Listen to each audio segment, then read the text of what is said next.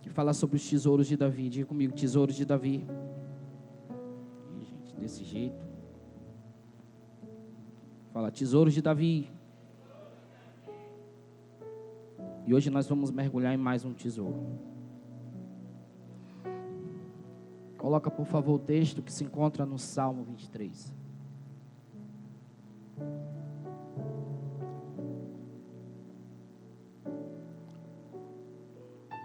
Salmo 23.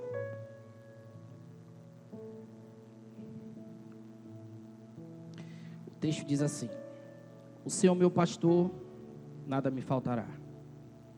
Deitar-me faz em verdes pastos. Guia-me mansamente a águas tranquilas. Refrigera minha alma, guia-me pelas veredas da justiça por amor do seu nome.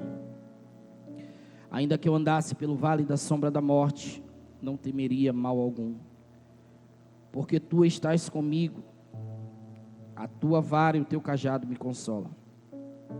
Preparas uma mesa perante mim na presença dos meus inimigos, unge a minha cabeça com óleo. O meu cálice transborda. Certamente que a bondade e a misericórdia me seguirão todos os dias da minha vida, e habitarei na casa do Senhor. Amém? Amém?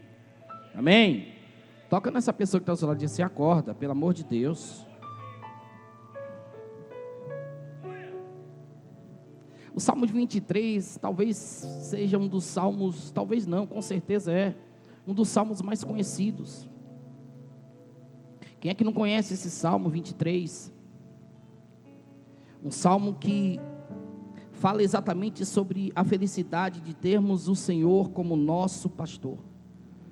Fala exatamente sobre a certeza e a esperança de uma vitória, de uma proteção, quando nós temos o Senhor como nosso pastor.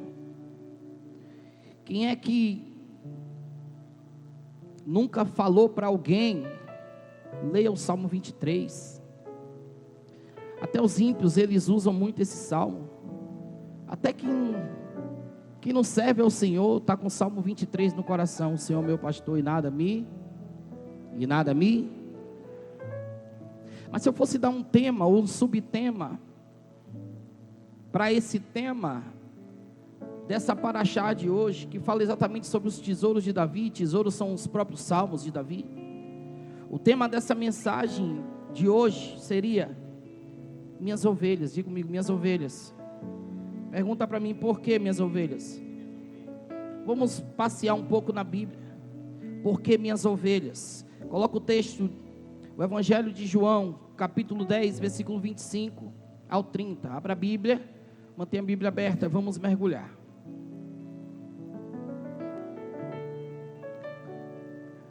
O texto diz assim: Respondeu-lhes Jesus: Já vos tenho dito e não credes.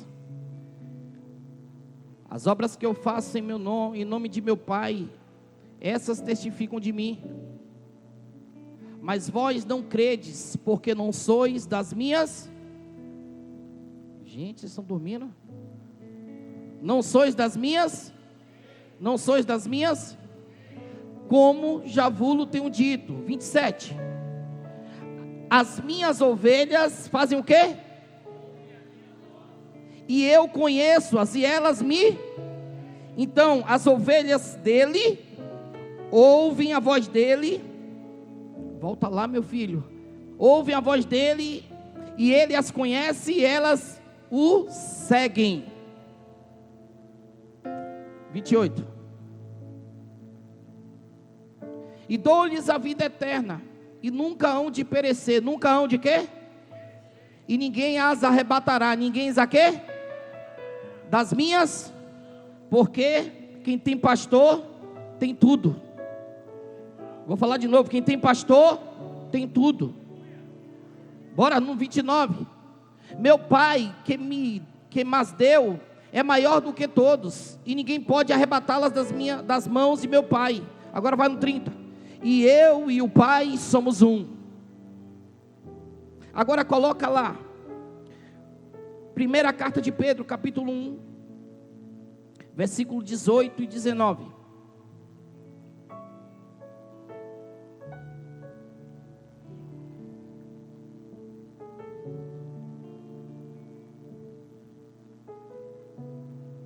Primeira carta de Pedro, capítulo 1, versículo 18 e 19. 18. Sabendo que não foi com coisas corruptíveis, como prata ou ouro, que fostes resgatado da vossa vã maneira de viver, que por tradição recebeste dos vossos pais. 19. Mas com o precioso sangue de Cristo, como de um cordeiro imaculado e incontaminado. Agora coloca o texto de João de novo, Evangelho de João, capítulo 17, versículo 12. Estando eu com eles no mundo, guardava-os em teu nome. Tenho guardado aquelas que tu me deste. Tenho guardado o quê? Aqueles que tu me deste. E nenhum deles se perdeu, senão um filho da perdição, para que a escritura se cumprisse. Olha para mim. O que o texto está nos mostrando é que o próprio Jesus olhou para mim, olhou para você e disse: vós sois as minhas ovelhas. Só que existe uma definição para quem é ovelha. Pergunta para mim, por quê? Porque quem é ovelha escuta.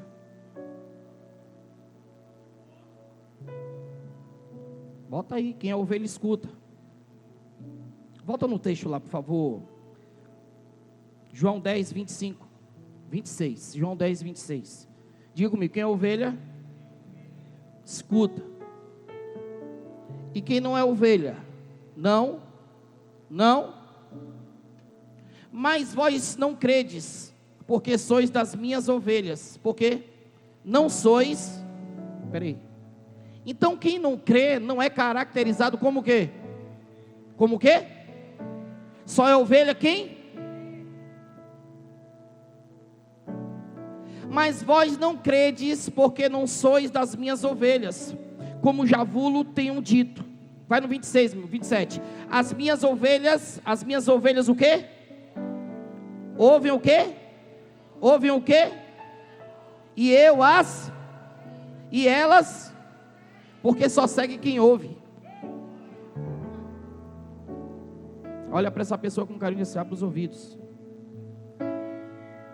Porque se seus ouvidos estiverem tampados, tu é bode.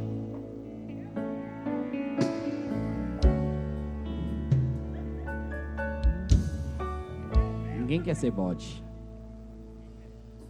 Calma aí. Meu Deus, vai começar apertando. Parte do rebanho, diga comigo, parte do rebanho se mantém perto desse pastor, dessas ovelhas, e o segue por onde ele quer que vá. Então parte está perto do pastor e o segue para onde ele? Para onde ele? Para onde ele? O problema é que a outra parte, enquanto uma parte segue, a outra parte fica dispersa e se perde. Fala comigo, fica dispersa e se perde. Os historiadores dizem que, conversando com alguns pastores, ouviram histórias, eu já contei aqui, de que algumas ovelhas ficaram aleijadas, mancas, com a perna quebrada. Pergunta para mim, por quê? Para não se perder. Então, se Deus quebrar alguma coisa na sua vida, é porque você está. É por isso que algumas coisas, irmãos, acontecem. Porque quando acontecem algumas coisas, irmãos, o primeiro lugar que a gente corre é para o altar. E o crente não pode viver sem acontecer coisas. Crente não está acostumado a viver, sabe, essa vida sem acontecer coisas. Algumas coisas são permissivas, algumas coisas Deus permite na minha e na sua vida. Sabe por quê? Porque quando tem alguma coisa acontecendo, ou quando tem muitas coisas acontecendo, eu oro mais, eu consagro mais, eu jejuo mais, eu estou no pé do altar, eu não falto culto, eu busco. Eita! É por isso que às vezes Deus vai liberar do céu e vai permitir que algumas coisas aconteçam, para que eu não me perca dele. Olha para essa pessoa e diz: não se perca.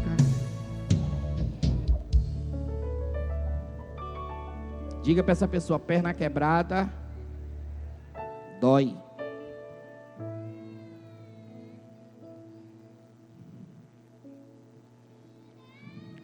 E o pastor que quebra a patinha dessa ovelha se torna um mau pastor?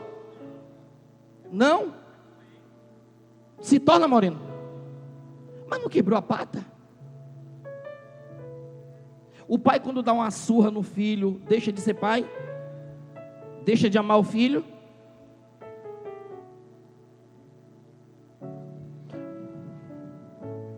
Vai apertar hoje. Esse pastor que quebra a pata da ovelha, ele deixa de ser pastor? O fato dele quebrar a pata da ovelha diz que ele não ama a ovelha? Ele ama tanto a ovelha que ele quebra a pata da ovelha e pega a ovelha e coloca nas costas e carrega.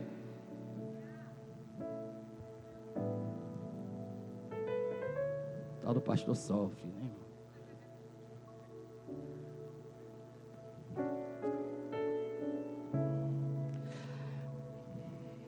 Diga assim: em todo ambiente de ovelha, ao derredor tem ladrão. O problema está aí quando o ladrão vem. Porque quando o ladrão vem, a ovelha não sabe se proteger do ladrão. Ela é vulnerável. E se o ladrão chegar perto dela, ele pega ela. Só existe uma forma, Midian, do ladrão não acessar a ovelha. Qual é? Quando o pastor está perto. Ei, não desgarra não. Se você quiser, eu lhe dou uma lista de alguns que desgarraram. E o ladrão fez assim, ó. A única forma de proteção que essa ovelha tem é o pastor. Pergunta para mim por quê? Porque ele é o único que dá a vida pela ovelha. Eu vou falar de novo. Ele é o único que dá a vida pela ovelha. Os historiadores contam a história de um pastor antigo, lá do território de Tiberíades, que os ladrões vieram, três ladrões vieram tentar tirar das suas mãos, ou tentar arrebatar as ovelhas que ele estava cuidando. 3 ladrões beduínos, e ele lutou contra esses 3. Lutou tanto que foi despedaçado com as suas espadas semirradas.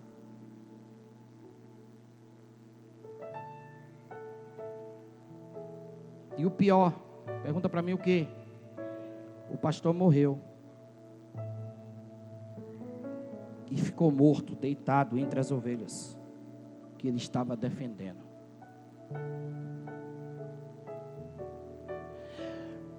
Porque o sentimento do pastor não é o sentimento do mercenário. O mercenário não ama ovelha, nem cuida de ovelha. Mercenário, ele usa a lã da ovelha para ganhar dinheiro com a lã da ovelha. O pastor não. Ele cuida, ele zela. Esse pastor morreu e ficou jogado entre as suas ovelhas. É porque os ladrões não conseguiram levar todas.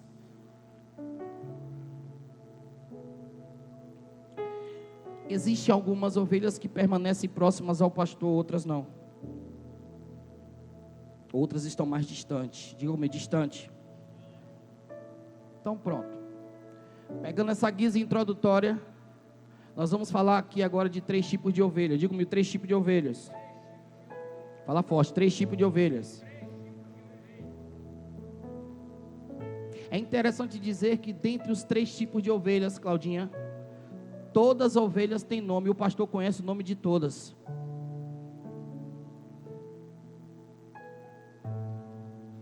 O primeiro tipo de ovelha são as ovelhas de perto. Bota aí, ovelhas de perto. Quem são essas ovelhas de perto? São as ovelhas que estão próximas. São as ovelhas que não se desgarram. São as ovelhas que não se afastam. Elas respondem alegremente o chamado do pastor. E além de responder alegremente o chamado do pastor, elas recebem porções escolhidas, que esse próprio pastor ajunta para esse propósito. As ovelhas de perto são ovelhas que se caracterizam por estarem satisfeitas e contentes. Diga comigo, satisfeitas e contentes. Estão tão satisfeitas e tão contentes que estão perto. Porque quem está descontente, quem não está satisfeito, geralmente se há. A vantagem de estar perto é uma, pergunta para mim qual? Que ela não corre perigo com ladrão, porque o pastor está aqui, ó, protegendo, abraçando, cuidando, livrando, guardando. Então as ovelhas de perto é o primeiro tipo de ovelha. Essa ovelha que está tão perto do pastor, que está guardada. Essa ovelha que está tão perto do pastor, que está protegida. Essa ovelha que está tão perto do pastor, que ela consegue responder ao chamamento. Segundo tipo de ovelha, as ovelhas de longe. Essas não dão resposta ao pastor. As ovelhas de longe, elas buscam satisfazer os seus próprios prazeres e desejos egoístas. É por isso que elas não ficam perto.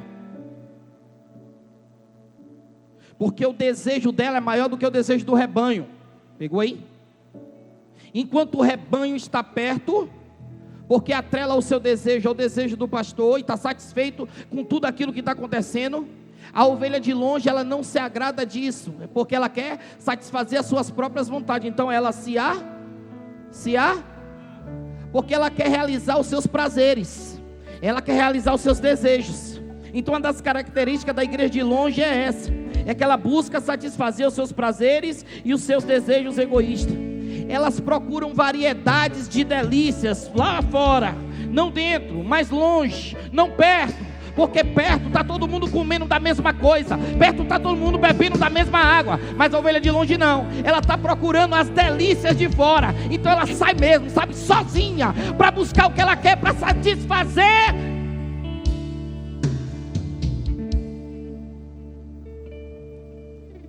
O negócio é tão sério, irmão, que elas se escondem atrás dos arbustos.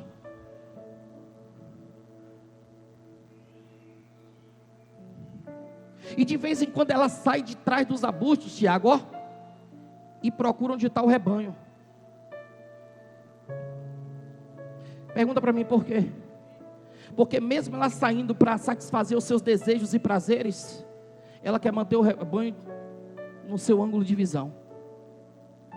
Porque ela sabe que se afastar mais ela se perde, mas está buscando os seus prazeres. De vez em quando ela vai lá e olha, diz assim, se afastar um pouco, eu vou mais para perto. Mas ela corre e busca satisfazer mais uma vez os seus desejos. É assim, vem de vez em quando. De vez em quando ela vai lá e se encosta no rebanho. Só naquele momento. Talvez naqueles momentos que passa no vale da sombra da morte. Depois que passou na beira do vale, ela se desgarra de novo e vai lá procurar o que ela quer. Aí ela fica escondida atrás do arbusto e olha. Levanta a cabecinha dela e olha. Aí depois baixa de novo, tão perto. Não vai passar no vale agora não, agora não. Está no campo, tá bom, eu estou procurando o que eu quero. Primeiro sou eu, segundo eu, terceiro eu, depois não. Mas na hora da zona de perigo ela corre e se encosta no rebanho. porque sabe que o pastor está protegendo o rebanho, está guardando o rebanho, e onde o rebanho está, tem um pastor que cuida para que o ladrão não entre.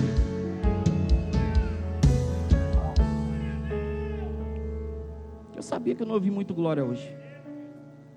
De vez em quando levanta a cabeça. E é interessante que para essas ovelhas que se afastam do rebanho, essas ovelhas de longe, o pastor ele tem uma característica no texto. Os historiadores vão dizer que eles gritavam e repreendiam essa ovelha. Então ela não se afastava tanto também com medo da repreensão. Ela estava escondida, mas de vez em quando ela olhava e se aproximava com medo de ser repreendida na frente das outras.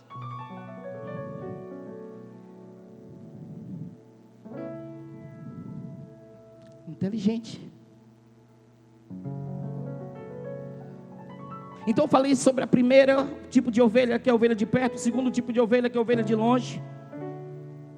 E agora eu vou falar sobre o terceiro tipo de ovelha, a ovelha desgarrada. As desgarradas, elas são inquietas, insatisfeitas com tudo. Elas pulam no campo de todos. Elas vão para tudo que é lugar, porque elas estão insatisfeitas e inquietas. Essa aí, diferente das de longe que se esconde. As desgarradas, enquanto as de longe estão se escondendo atrás dos arbustos, as desgarradas estão subindo nele. Subindo nos arbustos e subindo nas árvores encurvadas. Pergunta para mim, para quê? Porque está desgarrada. Sobe em tudo, vai para tudo que é lugar, anda em tudo. Ei, meu Deus do céu. Não tem rumo, não tem destino, não tem endereço. Não tem identidade. Então tudo que vem na frente ela abraça, tudo que vem na frente ela sobe, ela desce. O problema todo está aqui, irmãos, é que de tanto subir em lugares que não é para ela subir, ela acaba caindo, e quando ela cai, ela se quebra toda.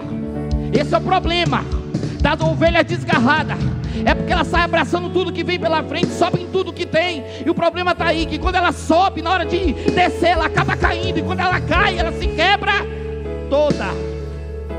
E a característica maior dessas é que elas dão um trabalho terrível, e o tempo todo para esse pastor.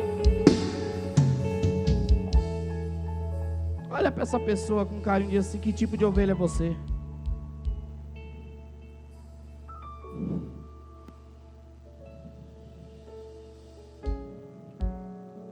Pergunta de novo: que tipo de ovelha é você? Esse tipo de mensagem só pastor pode pregar, viu? Já estou dando um recado. Quando você for pregar sobre o Salmo 23, você fala da outra parte boa do Salmo. Não entra não, senão os irmãos vão ficar com raiva de você, viu?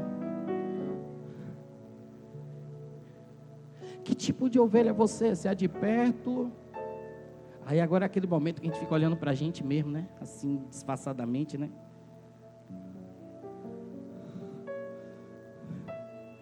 E quem está longe começa a dizer: rapaz, eu estou meio longe. A desgarrada, rapaz, eu estou desgarrada. Eu tomei uma queda ali. Estou toda arrebentada aqui.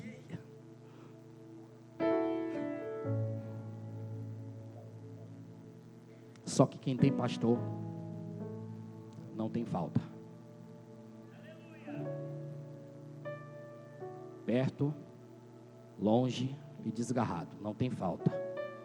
A falta do desgarrado é temporária, é só ele resolver voltar, só ela resolver voltar.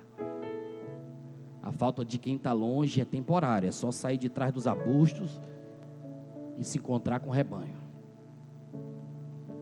Mas já que está tudo apertado aqui, vamos apertar mais um pouco. Coloca o texto aí de Juízes, capítulo 17. Meu Deus, me guarde até o final desta mensagem.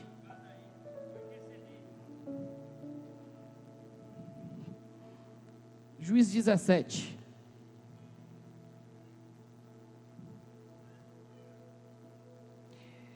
E havia um homem da montanha de Efraim, diga comigo, homem da montanha de Efraim, cujo nome era o quê? Era o quê? Mica.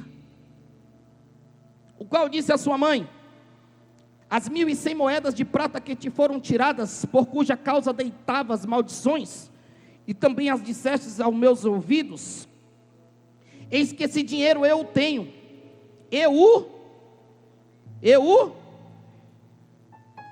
Então disse sua mãe: bendito seja o meu filho do Senhor. A mãe abençoou o filho ladrão.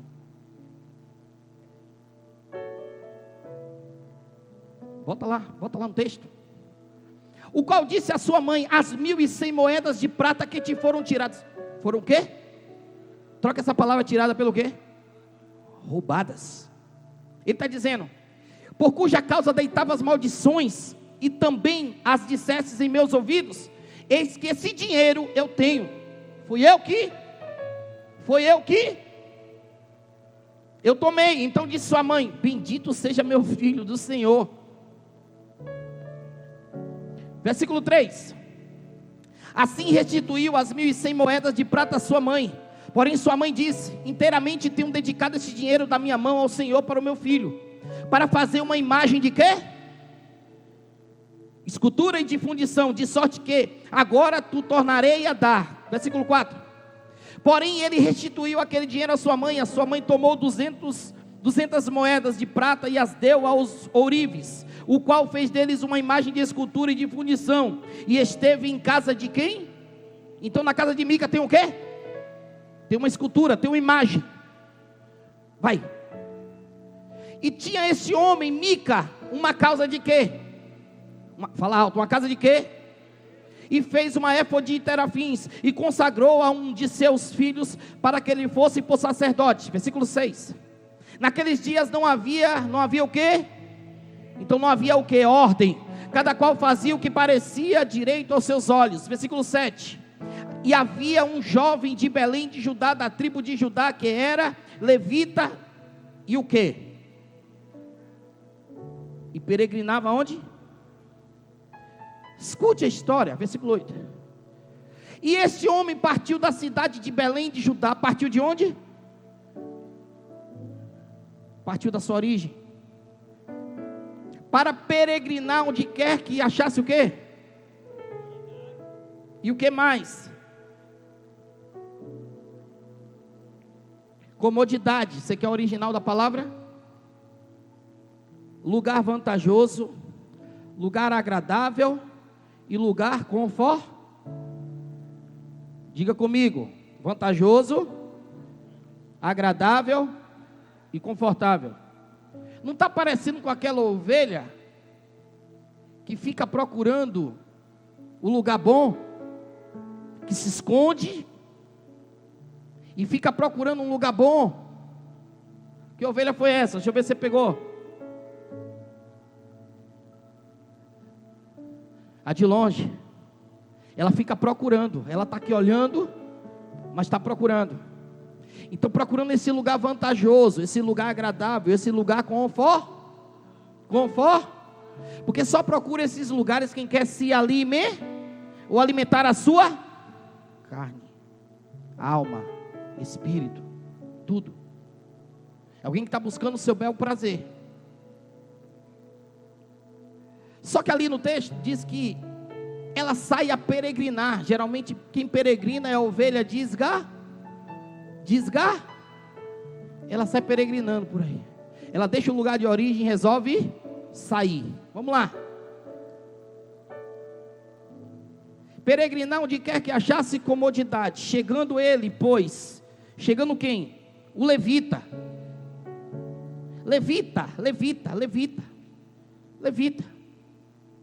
Levita, auxiliar do sacerdote, tinha atribuições no culto. Diga comigo: um levita não era uma pessoa qualquer. Ele fazia alguma coisa no culto. Ele auxiliava o sacerdote no culto. Só que ele abandonou o culto e saiu para quê? Peregrinar. Achasse comodidade, chegando ele, pois a montanha de Efraim. Aí ele vai chegar onde? Na casa de quem? Porque todo mundo que sai para peregrinar sempre acha uma porta errada para entrar. Anota. Todo mundo que sai para peregrinar sempre acha uma porta errada para entrar. Porque quem sai para peregrinar não sai só sai sem direção. Abandona tudo e sai sem direção. Aí quem sai sem direção, a primeira porta que está escancarada, ele entra. A primeira porta que está escancarada, ela entra. E esse homem partiu da cidade de Belém de Judá para peregrinar onde quer que achasse comodidade. Chegando ele, pôs a montanha de Efraim até a casa de Mica, seguindo o seu caminho. Coloca o outro. E disse-lhe Mica, olha para aí: de onde vens? Porque quando ele faz essa pergunta, de onde vens, ele está perguntando qual é a tua procedência. De onde você saiu? Você foi gerado onde? Só que quem sai para peregrinar, e quem é ovelha desgarrada,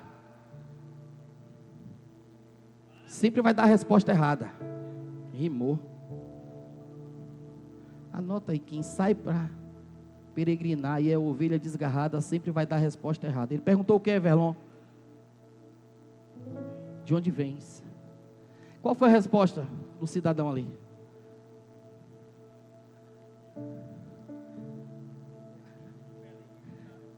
Não, peraí. De onde você vem? Ele vem de onde? De Belém. E por que ele falou primeiro que ele é levita?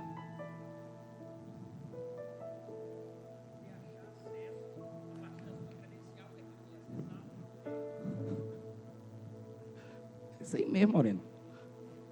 Dá um microfone para a Morena aí. É culto de ensino, irmão, assim mesmo, de palavra. Moreno, me responde aqui. A pergunta foi: de onde vens? Qual a sua procedência? Quem te gerou? Ele vai responder e vai dizer o quê? Sou levita de Belém de Judá. Peraí. A pergunta foi feita sobre o lugar, a origem dele, de onde você vem. Ele está dizendo: eu sou levita de Belém de Judá. Por que ele falou que era levita, quando a pergunta era para saber a sua origem? Ele, na verdade, ele está colocando primeiro a sua credencial, o seu cargo e aquilo que ele tem acesso dentro do templo, para poder gerar acesso dentro desse ambiente, para dar peso para o pessoal, para impressionar, para ter acesso na casa. Então, Mica não perguntou a ele qual era quem o cargo ele era. dele. Não. Só perguntou de onde ele vinha. Isso. Porque a sua origem fala mais de você do que o seu próprio nome. Meu Deus. Vou falar de novo. A sua origem fala mais de você do que a sua própria identidade. Mas tem gente colocando a identidade na frente da origem. Não, você precisa ter origem, você precisa ter endereço, você precisa ter território, você precisa saber onde você foi gerado, sabe? Porque quem te gerou é quem te deu o nome, quem te gerou foi quem te deu o título, quem te gerou foi quem colocou a credencial na sua mão. É sobre isso, é você entender que você não caiu de paraquedas em nenhum lugar e que você está amarrado e atrelado espiritualmente a alguém. O problema está aí, que tem muita ovelhinha desgarrada nessa geração, peregrinando para lá e peregrinando para cá, e Deus está falando: acompanha o rebanho e se ajunta a ele, porque eu coloquei um pastor sobre as minhas ovelhas. Diga comigo: Senhor meu pastor e nada me faltará. Mas a história não acaba não, volta lá.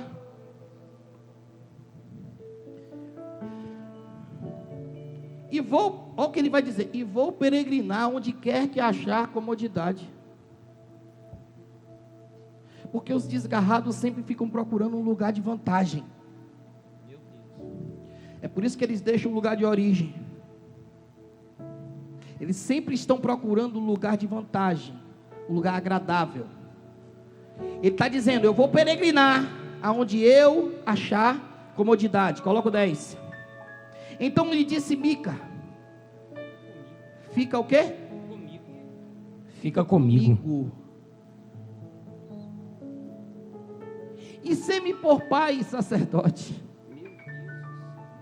O levita, que auxiliava o sacerdote, vai ser sacerdote agora na casa de quê?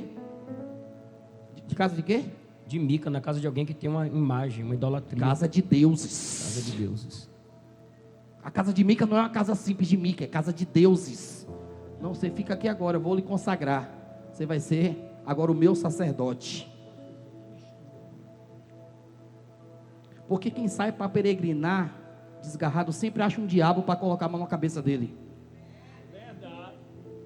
Eu vou falar de novo. Quem sai para peregrinar na desobediência, quem sai para peregrinar fora do propósito, sempre acha um diabo para colocar a mão na cabeça. A Mica está dizendo o quê? Fica aqui, que aqui você vai ser meu sacerdote. Eu estou lhe consagrando agora.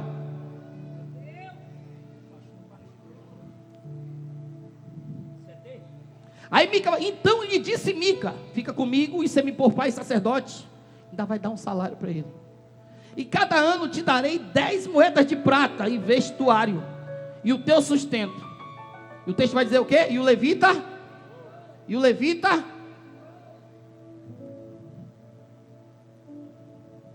Eu só queria trazer essa história só para mostrar a vocês.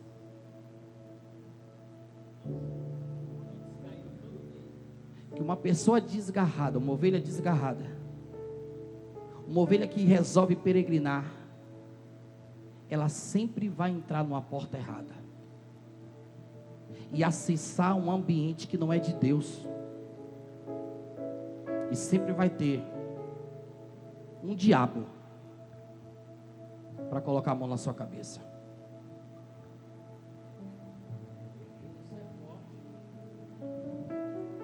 Volta para o texto. Salmo 23, verso 2.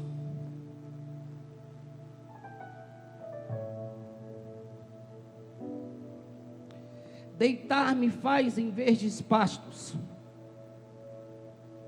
Não, verso 1, por favor. O Senhor meu pastor, e nada me. Eu falei sobre a definição de ter um pastor. Para ter pastor precisa ser o quê? Precisa ser o quê? Precisa ser o quê? Não existe ovelha sem. Então ovelha desgarrada tem pastor? Tem ou não? Ovelha de longe tem pastor? Só quando se aproxima, né? E ovelha de perto? Era para você levantar a mão. Eu, glória, eu.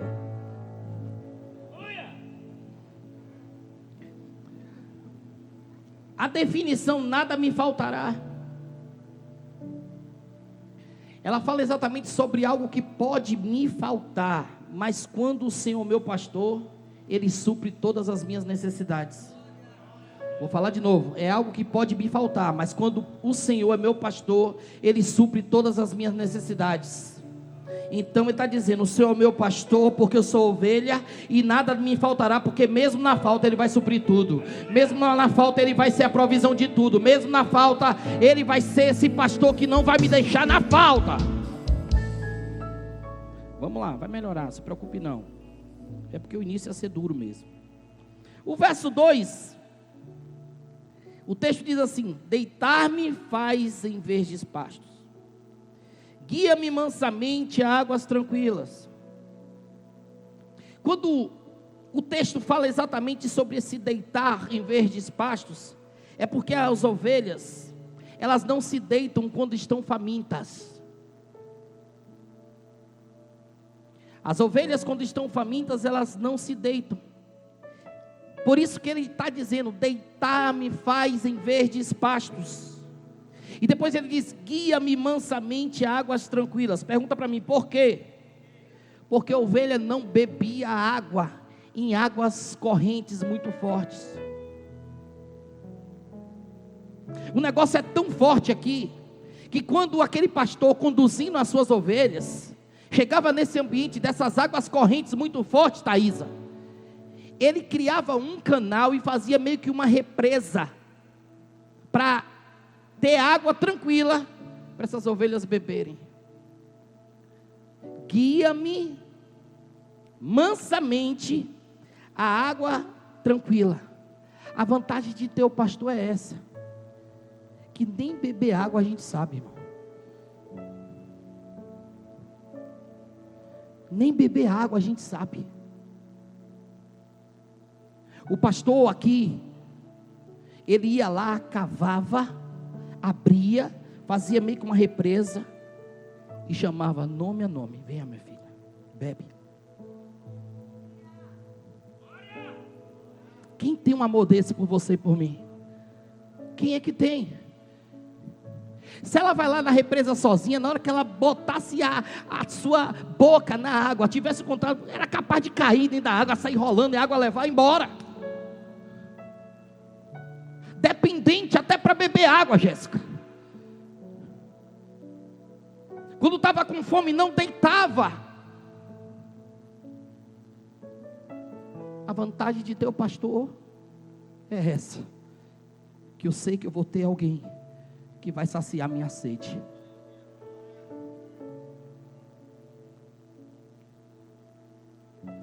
Verso 4, verso 3. Refrigera minha alma, guia-me pelas veredas da justiça, por amor do seu nome. Guia-me pelas veredas da justiça, por amor do seu nome. Refrigera minha alma. Esse termo veredas, ele quer dizer caminhos ou trilhas. Ele está falando: guia-me por caminhos ou trilhas. Guia-me por caminhos ou trilhas. Quais? Os que eu caminho com frequência. O termo veredas aqui está ligado exatamente a andar por um caminho que é o mesmo caminho, andar na trilha que é a mesma trilha, que está acostumado a andar. Pergunta para mim por quê? Porque quando as ovelhas começam a explorar caminhos novos, começam a ir em outros ambientes, em outros territórios novos e empolgantes, elas acabam se metendo em apuros. É por isso que eu digo, José, que nada na Bíblia é solto, aleatório. O que ela está dizendo aqui, o que o texto está dizendo: guia-me mansamente, guia-me pelas veredas da justiça, por amor do seu nome. Eu não quero ir para outro caminho, eu quero continuar no mesmo caminho. Isso aqui serve para quem tem promessa e que fica querendo pegar atalho. O atalho não vai dar acessibilidade àquilo que Deus lhe prometeu. Vou falar de novo: o atalho não vai lhe dar acessibilidade àquilo que Deus lhe prometeu. O atalho é caminho de perdição. É melhor você continuar nas veredas da justiça, porque é nesse caminho que você está trilhando todo dia, indo e vindo, voltando, indo para lá, voltando para cá, todo dia, fazendo a mesma coisa. Parece que não está acontecendo nada, né? Mas é nesse ambiente, é nesse caminho que o Senhor vai te honrar. Eu falei num culto passado aqui, não sei que culto foi quarta passada, domingo passado. Eu liberei uma palavra aqui, falei assim: o seu telefone vai tocar. Você vai receber uma mensagem no seu WhatsApp, continua perseverando. Eu recebi uma mensagem no meu WhatsApp ontem, não vou contar o segredo não.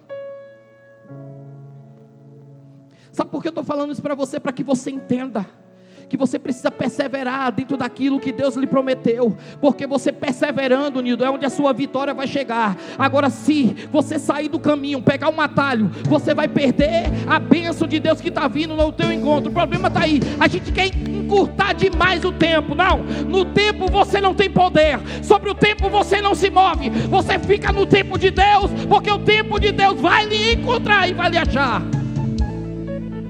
Olha para essa pessoa, bata nela e diz assim: fica no tempo, não muda a rota. Bora para o verso 4. Ainda que eu andasse pelo vale da sombra da morte, não temeria mal algum, porque tu estás, a tua vara e o teu cajado me... Esse verso é o verso central do Salmo 23. O pronome pessoal aqui ele vai mudar. Ainda que eu andasse pelo vale da sombra da morte, ele está dizendo: não temeria mal algum, porque tu Não está dizendo porque ele, está dizendo porque tu. Davi não está falando sobre o pastor aqui. Everlon, Davi não está dizendo assim, porque ele, o pastor, se eu estiver andando pelo vale da sombra da morte, está comigo. Está dizendo, o pastor está comigo, está dizendo, ele está comigo. Ele assume aqui a propriedade de alguém que está falando com o próprio Deus, com o próprio pastor, dizendo, tu vai comigo. Tu vai comigo. Tu vai comigo. Para alguns vai ser, ele vai com você, mas você está dizendo, não, eu estou dizendo direto, o Senhor vai comigo, eu não vou só, enquanto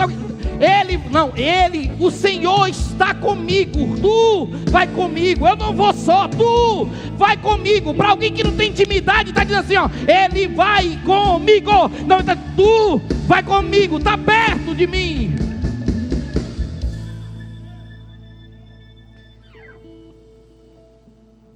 Ele não estava falando sobre o pastor, mas ele está falando com o pastor. O que ele está dizendo aqui é que no vale, irmãos, o pastor não vai adiante. No vale, o pastor não vai atrás, mas vai lado a lado. Enquanto muitos estão abandonando alguém no vale, tem até marido abandonando mulher no vale, mulher abandonando marido no vale, amigo nem se fala. O salmista está dizendo, ele não me abandona, ele está comigo, ele está do meu lado, ele está comigo, ele está do meu lado.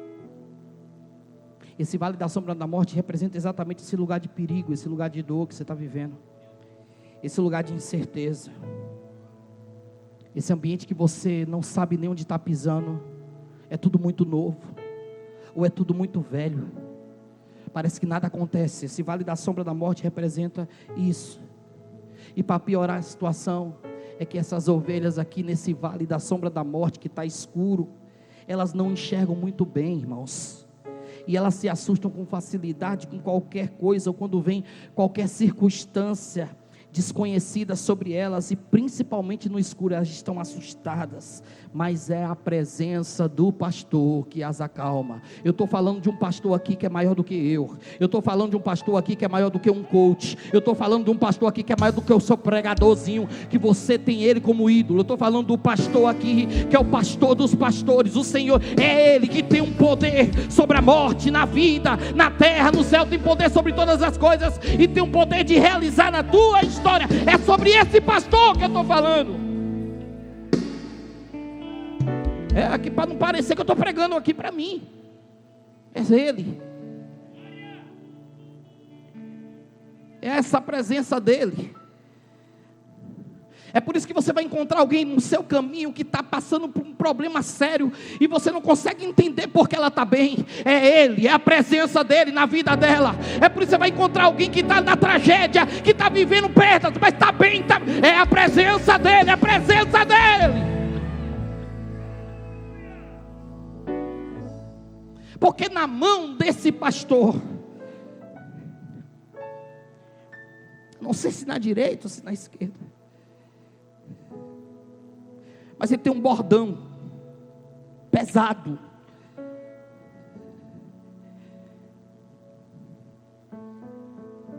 que era usado justamente para abordoar ou para matar aqueles que vinham contra as suas ovelhas.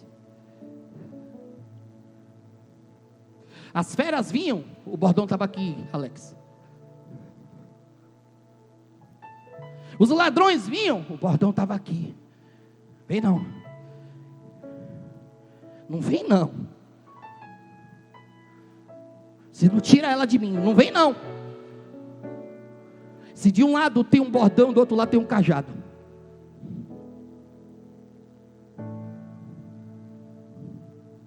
Pergunta para mim, para que o cajado? Para ajudar cada ovelha, para direcionar cada ovelha. Esse cajado tem umas extremidades curvadas, e ele faz assim, e ele vinha, ó, por aqui, minha filha. Passando na beira do vale, a ovelhinha pendendo para o lado do vale, ele puxando aqui, não, para cá. A vantagem de ter um pastor é que com o bordão ele lhe protege, e com o cajado ele te guia. Vou falar de novo. Bora, meu filho, toca esse negócio, em nome de Jesus. Está dormindo, é? Com o bordão ele te protege, com o cajado ele te guia. Vou falar de novo. Com o bordão ele te protege, com o cajado ele te guia. Dá para viver sem um bordão, pastor? Dá não, você precisa de proteção. Dá para viver sem um cajado, pastor? Não dá não, você precisa ser guiado nesse caminho. Mas tem um problema aí, pergunta para mim qual. Eu fico escolhendo que braço do pastor eu quero na minha vida. Tem horas que eu quero bordão, e tem horas que eu rejeito o cajado. Tem horas que eu quero o cajado, e tem horas que eu rejeito o bordão. Deixa eu falar. Pastor na vida de ovelha é com bordão de um lado e cajado do outro. Cajado de um lado e bordão do outro. Dá um glória agora.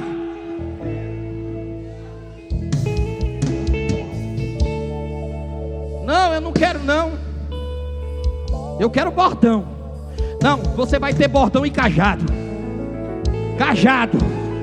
Sai daqui, miserável. Vem pra cá, senão aí você cai. Vem pra cá, meu filho.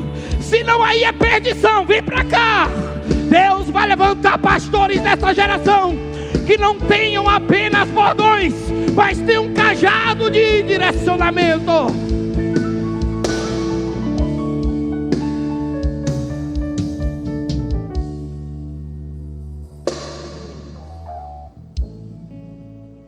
Verso 4.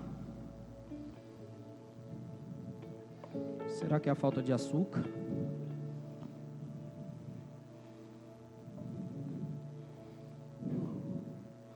Ainda que eu... Verso 5. Verso 4.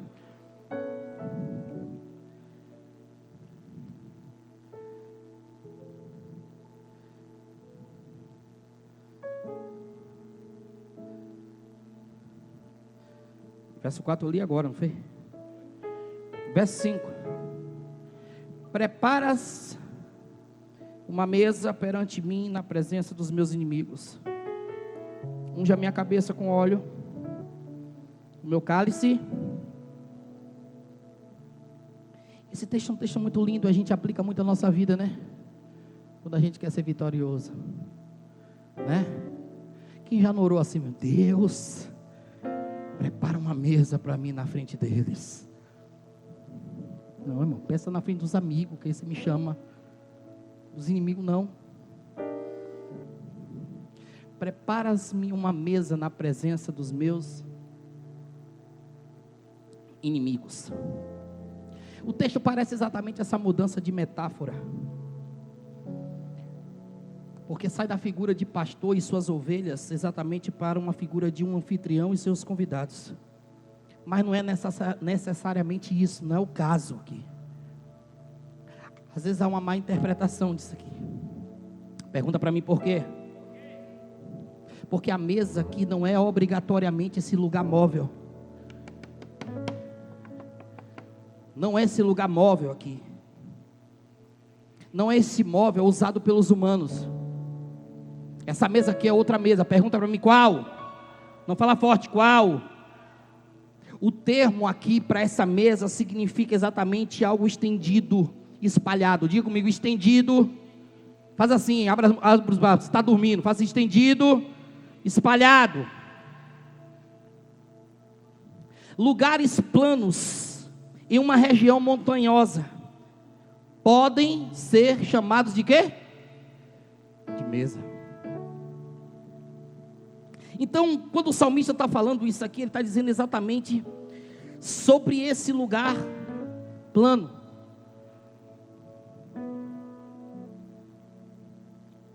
O que ele está dizendo? Preparas uma mesa perante mim na presença dos meus inimigos. É assim, eu quero esse lugar plano.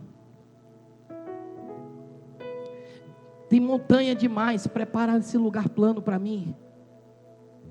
Prepara essa mesa nesse lugar, onde os meus inimigos vão me ver, mas não vão me acessar. Olha para essa pessoa, seja profeta na vida dela, e diz assim: seus inimigos vão te ver, mas não vão te acessar. Vão te ver no Facebook, no Instagram, vão te ver no status, mas não vão te acessar.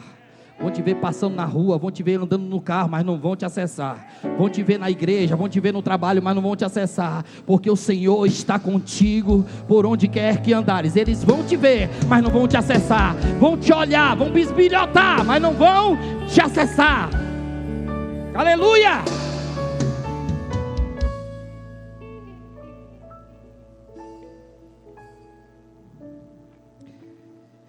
Lá no aprisco, irmãos. Lá no aprisco, nesse lugar fechado, onde essas ovelhas eram guardadas, as ovelhas cansadas poderiam repousar e descansar lá dentro. É por isso que aprisco é lugar de descanso. Eu vou terminar isso aqui, tá? O pastor colocava ovelhas nos coxos. Sabe o que é coxos, né? Aqueles lugares de colocar as comidas. E esses apriscos eram protegidos por um muro de pedra. Diga comigo, muro de pedra. Só que esses muros de pedra não tinham porta. Quem era a porta? É por isso que Jesus disse: eu sou a porta das ovelhas.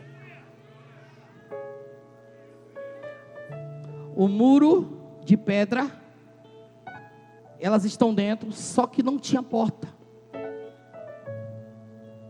Essa porta sem porta. Os historiadores vão dizer que o pastor deitava na porta.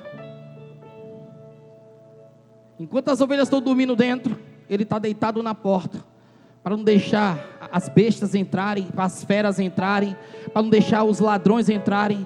Pode dormir tranquilo, porque o seu pastor, Jesus Cristo, é a porta que te guarda, e você só entra por Ele, e você só sai por Ele. Ele é a porta.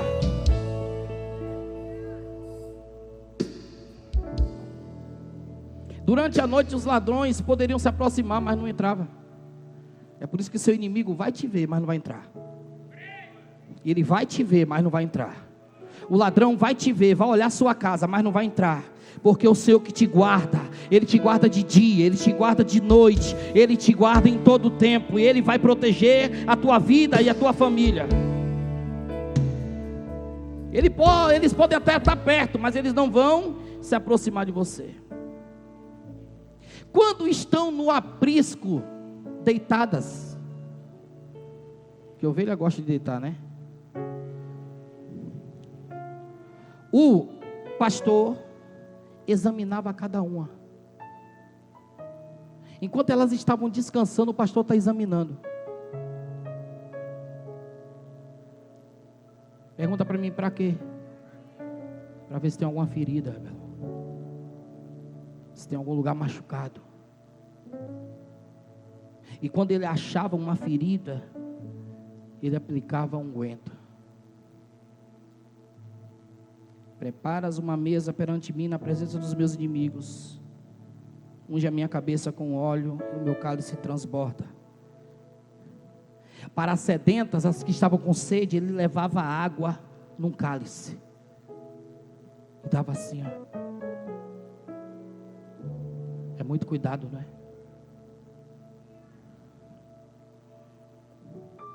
Derramava óleo sobre a cabeça das ovelhinhas, morena, para as moscas não ficarem em cima delas, nem os insetos. Por isso que ungia a cabeça delas, Josi, com óleo. Esse texto fala, Elizabeth, sobre um cuidado de Deus na entrada e na saída. Vou falar de novo, na entrada e na saída. Fala sobre um cuidado de Deus no deserto e fora dele. Fala sobre um cuidado de Deus no abismo, no vale, na sombra da morte, em qualquer lugar que você... Deus está cuidando de você. Deus está velando pela sua vida. Deus está velando pela tua casa. Deus está guardando a tua entrada e a tua saída. Então a ovelha dentro do aprisco, ela é cuidada. Digo-me, cuidada. O problema é quando está fora. E agora eu encerro. Verso 5, verso 6. Certamente que a bondade e a misericórdia me seguirão todos os dias, e habitarei na casa do Senhor por longos. Final de dia, diga-me, final de dia. O salmista tem lembranças. Pergunta para mim de quê? Dos livramentos. Tem lembrança de quê? De que mais? Da bondade. De que mais? Da misericórdia. De que mais? Da cura. De que mais? Do bálsamo. De que mais? Da direção, da proteção. Vai falando aí. Você sabe por que o nosso culto muitas vezes é murcho? Pergunta para mim por quê? Porque a gente não lembra do que Deus fez por nós durante o dia.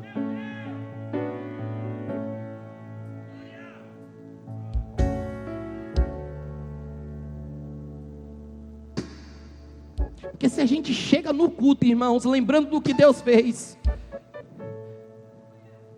a gente chegava saltitando de alegria. Obrigado, Senhor, porque o Senhor me fez levantar.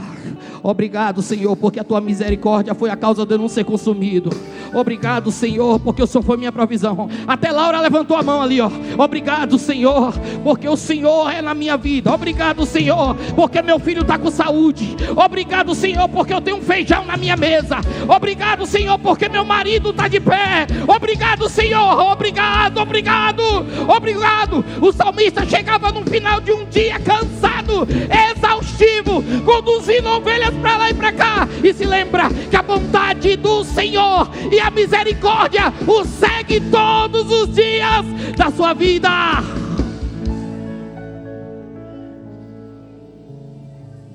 Parece que se a gente não lembrar, é ingratidão. Não é que Deus precisa do nosso reconhecimento.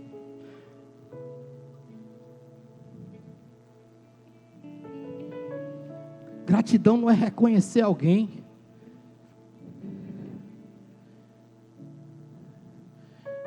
Gratidão é um ato.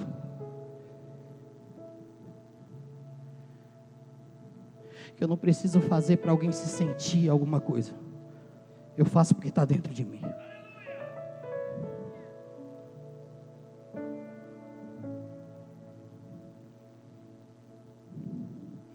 Certamente que a bondade e a misericórdia me fez chegar até aqui.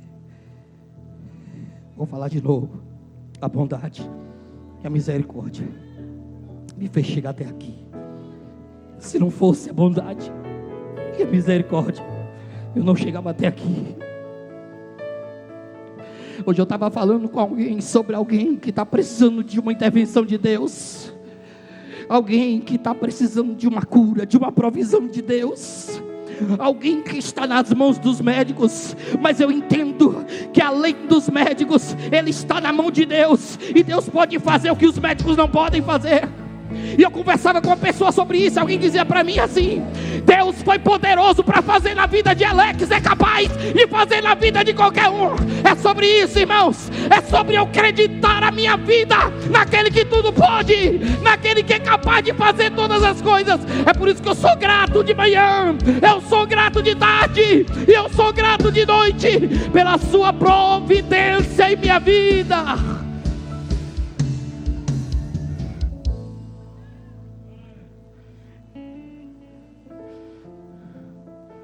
É aquele ambiente que o salmista chega, senta e descansa. olha para dentro de si.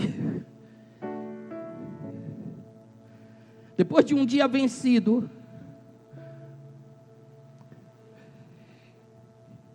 e se enxerga como um pecador,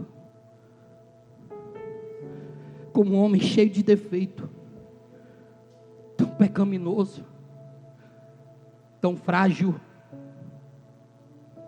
tão incapaz. E ele diz assim: Senhor,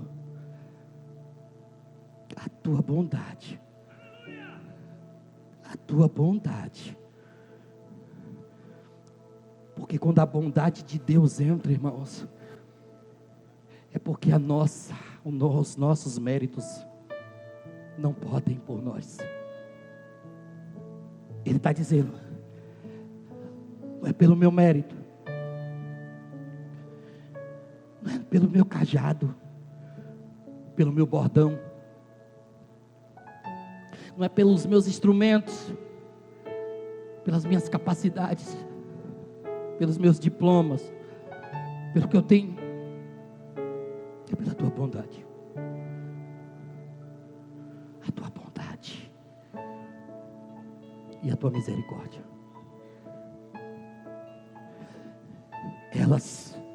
É delas que eu preciso. Porque se eu tenho na minha vida a tua bondade e a tua misericórdia, eu posso todas as coisas em ti. Porque o Senhor me fortalece. Porque o Senhor me fortalece. O Senhor te fortalece. Está fraca, o Senhor te fortalece. Está fraco, o Senhor te fortalece. O Senhor te fortalece. Está doendo, o Senhor te fortalece. Está sofrendo, o Senhor te fortalece. Está padecendo, o Senhor te fortalece. Está no vale, o Senhor te fortalece. Está na beira do caminho, o Senhor te fortalece. Certamente a bondade e a misericórdia do Senhor me seguirão todos os dias da minha vida. Fica de pé em nome de Jesus.